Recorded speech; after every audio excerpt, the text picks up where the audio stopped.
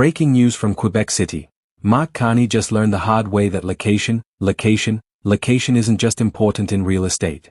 It's also pretty crucial when you're trying to sell national unity to a province that's been side-eyeing Ottawa since before Confederation. So what did Canada's shiny new Prime Minister do? He delivered a speech about Canadian values and historical choices from the Citadelle of Quebec, overlooking the Plains of Abraham. You know, the site where the British defeated the French in 1759, effectively ending French control of North America. Yeah, that Plains of Abraham. And Quebec responded with the collective political equivalent of read the room, buddy. Buckle up, because we're about to dissect one of the most spectacular own goals in recent Canadian political history. Let's set the scene here because the context is absolutely everything. Carney's fresh off his Davos trip, where he's been rubbing elbows with the global elite, talking about Canada's place in the world, probably sipping expensive coffee and discussing macroeconomic trends. He flies back, gathers his cabinet in Quebec City for a retreat, and decides this is the perfect moment to deliver an inspiring speech about national unity, historical choices, and Canadian values of inclusion. Noble goal, right? Except he chose to do it from a location that, for many Quebecers, symbolizes conquest, defeat, and the beginning of centuries of linguistic and cultural struggle. It's like proposing to someone at the restaurant where they had their worst breakup. Sure, the food might be good, but maybe consider the emotional baggage associated with the venue? Just a thought.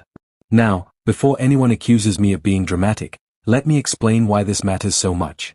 The Plains of Abraham isn't just some random historic site in Quebec. It's the historic site. It's where everything changed.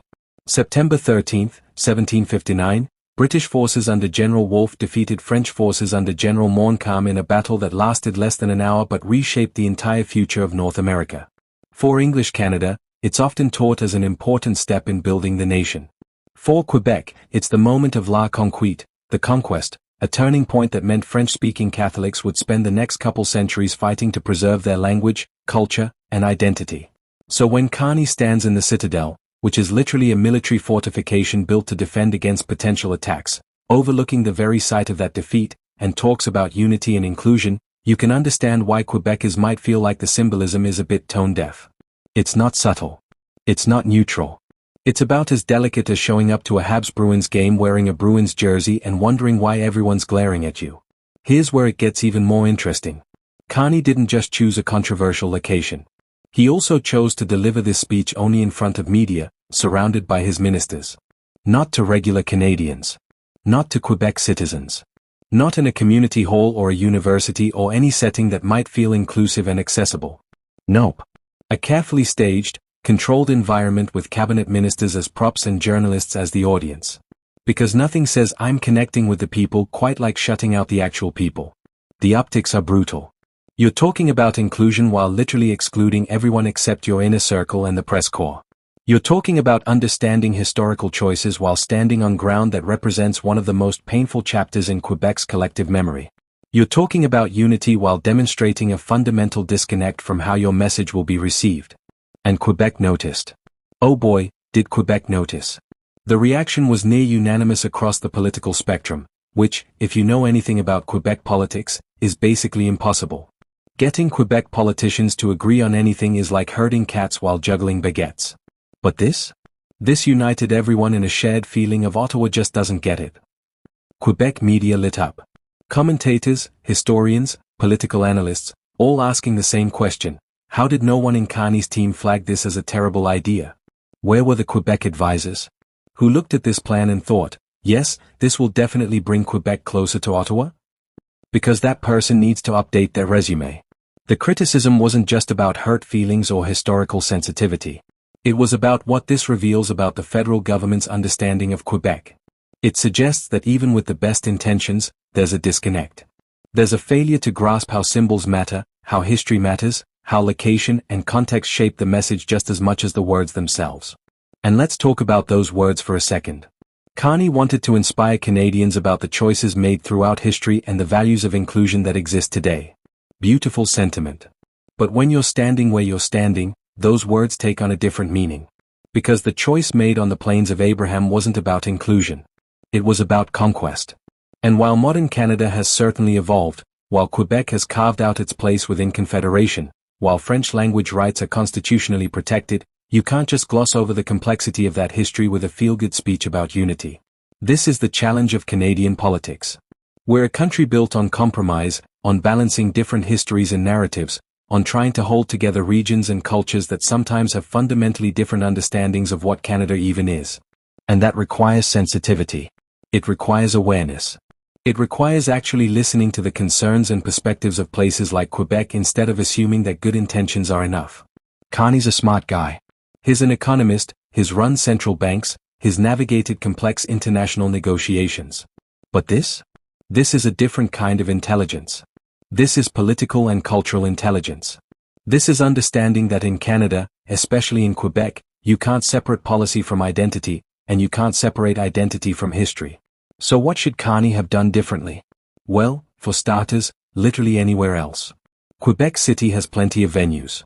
There are cultural centers, universities, community spaces, even the National Assembly if you want to make a symbolic gesture of respecting provincial jurisdiction.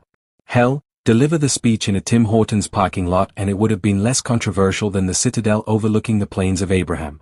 Second, if you're going to talk about inclusion, maybe actually include people. Open the speech to the public. Invite community leaders. Create a dialogue instead of a monologue. Show that you're not just talking at Quebec, but talking with Quebec. Third, and this is crucial, listen to your Quebec caucus and advisors. If you have people on your team who understand the province, who know the history, who can anticipate how messages will be received, actually listen to them. Don't let the speech get written and staged by people who think Quebec is just another province with better poutine.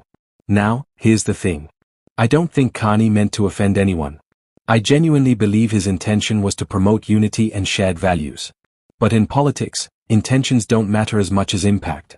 And the impact of this speech was to reinforce the narrative that Ottawa doesn't understand Quebec, doesn't respect Quebec's distinct history, and doesn't take seriously the symbolic weight of its action. This matters beyond just this one speech. Carney is still new in his role as Prime Minister. He's building relationships with provinces, establishing his political identity, setting the tone for his government. And this incident sends a signal, whether he intended it or not, about his administration's relationship with Quebec. It raises questions about whether federal-provincial relations will improve or whether we're heading for more of the same tensions and misunderstandings. Quebec isn't asking for special treatment or constant validation. But it is asking for basic awareness and respect. It's asking that when the federal government comes to Quebec to talk about national unity, maybe they consider how their message and their choices will be received by people whose relationship with Canada has always been complicated, negotiated, and sometimes fraught.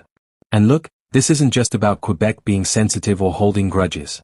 Every region in Canada has its own history, its own relationship with the federal government, its own concerns about being heard and respected. The West feels ignored. Atlantic Canada feels overlooked. Indigenous communities feel betrayed. Ontario thinks it carries the country. It's complicated everywhere. But Quebec's relationship with Canada is uniquely complex because it involves language, culture, history, and an ongoing negotiation about identity that's been happening for over 200 years. Carney walked into a minefield, and instead of carefully navigating it, he held a press conference in the middle of it. And now he's dealing with the fallout. The question is, what does he do next? Does he acknowledge the misstep? Does he learn from it? Does he make a genuine effort to rebuild trust and demonstrate understanding? Or does he double down, dismiss the criticism, and cement the perception that Ottawa just doesn't get it?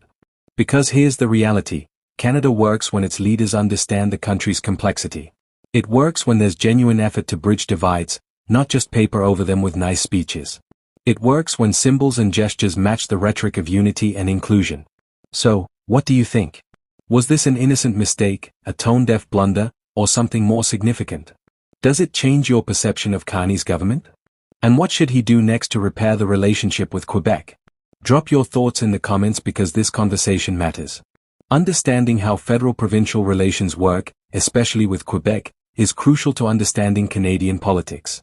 And if you're still here, clearly you care about this stuff, which means you need to be subscribed to Canadian Insights. We're breaking down the stories that matter, the political moments that make you think, and the cultural dynamics that shape this country. We post multiple times a day because Canadian politics never sleeps, and neither do we, apparently. Hit that subscribe button and the notification bell so you don't miss a single update. Canadian politics is messy, complicated, and endlessly fascinating. And sometimes, It's about remembering that where you stand matters just as much as what you say. I'll catch you in the next video. Stay sharp, stay informed, and maybe, just maybe, check a map before scheduling your next big speech.